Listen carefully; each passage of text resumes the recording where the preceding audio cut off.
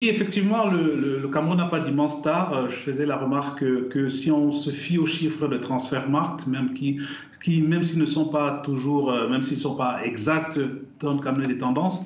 Le Cameroun est aujourd'hui situé à la huitième place des effectifs en termes de valeur, avec une valeur moyenne de 5 millions d'euros. Donc, c'est dire, quand le Sénégal a 12 millions, vous voyez quand même, on est sur une dynamique où effectivement il y a moins de stars.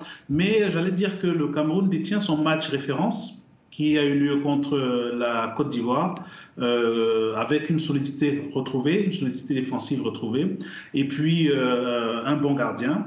Quand le Cameroun a un bon gardien, il y a de grandes chances qu'il fasse de beaux résultats. Je pense qu'effectivement, le premier match, c'est un match piégeux parce que le Burkina Faso n'a pas perdu contre l'Algérie, par exemple. Ils ont fait 2 matchs nuls.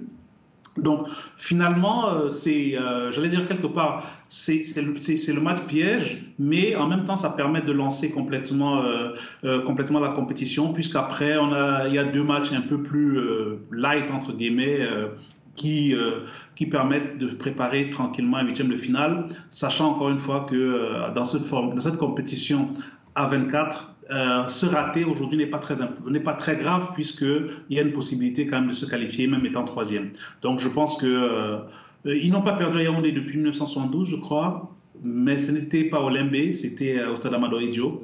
Il faut que l'invincibilité demeure. Xavier Barès, très objectif, très optimiste, Hervé. Non, mais on le souhaite évidemment pour les Camerounais. Mais s'ils ne sortent pas premiers de leur poule, ils auront un huitième de finale compliqué contre le vainqueur de Maroc-Ghana. Donc il faut vraiment qu'ils terminent premiers. Et donc il faut vraiment qu'ils gagnent ce match d'ouverture pour se mettre vraiment sur les bons rails. Et face aux étalons du Burkina, ça va pas être facile. Ça nous promet en tout cas une très belle affiche. Merci.